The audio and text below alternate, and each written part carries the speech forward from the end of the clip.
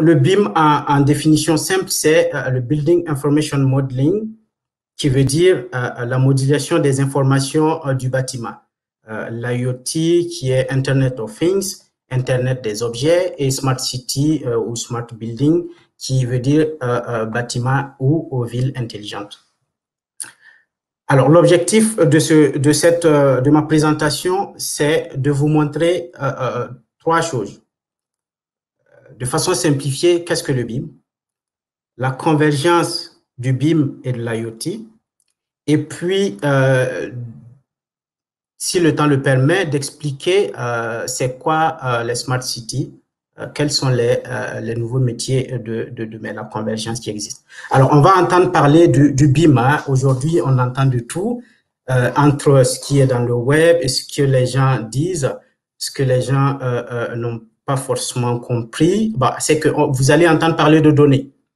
On va dire, ah, le BIM, c'est de la donnée, le BIM, c'est échange, d'autres disent c'est IFC uniquement, bah, d'autres disent le BIM, c'est Autodesk. Quand j'entends ça, ça fait pas forcément ça, mais c'est pas faux. Le BIM, c'est collaborer. D'autres disent, bah, le BIM, c'est les smart buildings, et effectivement. Hein.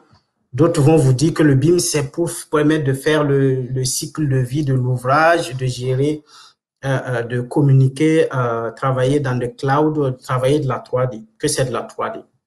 Mais en gros, en d'autres termes, toute personne qui donne cette définition-là, interopérabilité, données, format d'échange, ils n'ont pas forcément, ils n'ont pas tort. Ça veut dire que le BIM, c'est l'agrégation de tout ça. Deuxième slide. Ça veut dire quoi? Déjà, voilà. Le BIM, pour moi, je le définis en définition simple, comme je vous ai donné, Building Information Modeling. Mais ça ne s'arrête pas là. Moi, j'aimerais rajouter 3 points.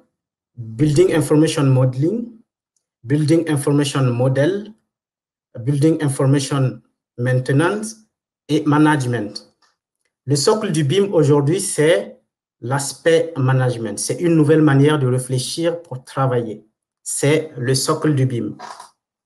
Aujourd'hui, on fonctionne avec des échanges de données 2D où chacun travaille de son côté, l'autre récupère la donnée par rapport à l'avancement du projet. Mais le BIM aujourd'hui, c'est comment réfléchir pour travailler ensemble dans un même modèle.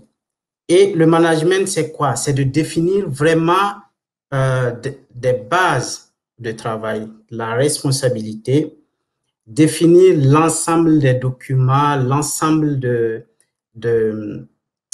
tous les points qui vont permettre d'anticiper et de faire des correctifs par rapport à ce que on travaille, par rapport au travail actuel.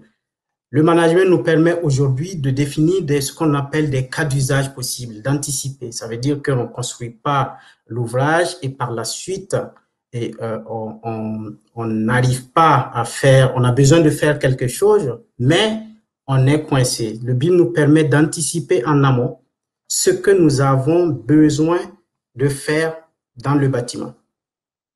Les cas d'usage, c'est assez simple. Hein? On peut dire on veut faire de la maintenance prédictive, on veut anticiper dans 10 ans parce que la population va augmenter, on va faire de la reconstruction ou de la rénovation, on veut analyser le cycle de vie, on veut analyser un coût global. Tout ça, c'est des cas d'usage possibles d'un BIM. Et aussi, vous allez entendre parler, comme on l'a dit, de la donnée. Effectivement, c'est vrai, c'est de la donnée. Le bâtiment, c'est quelque chose qui vit et quand on dit qu'on fait de la maintenance, c'est de la donnée que l'on produit. Quand on dit qu'on fait de l'analyse de cycle de vie, c'est de la donnée. Quand on contrôle l'air dans un bâtiment, quand on contrôle les climatisations, quand on fait ce que l'on appelle le coût global, tout ça, c'est de la donnée. Quand on vient changer un ouvrage élémentaire, c'est de la donnée que l'on produit. Mais toutes ces données peuvent être stockées à quelque part. Donc, justement, le BIM nous permet de créer un socle de base de données. Alors, aujourd'hui, on parle de base de données, mais peut-être que ça sera un sujet plus tard. Ça, c'est en réalité des données liées, parce que les données que l'on crée doivent permettre de l'utiliser autrement. Mais toutes ces données, on ne peut pas les créer sans les modèles 3D. Les modèles 3D, c'est la base qui se construit par rapport à tout ce que l'on a défini.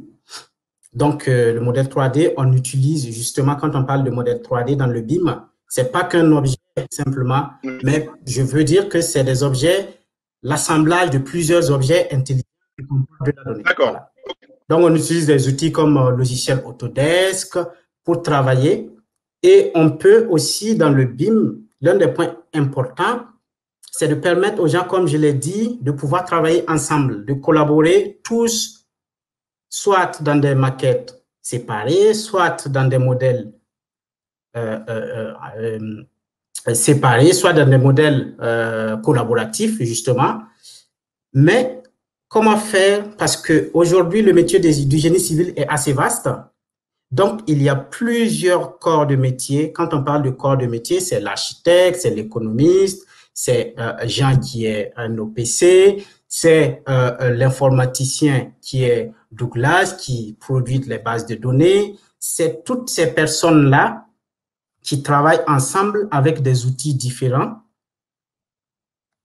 C'est là que ça devient compliqué. La complexité du BIM vient là.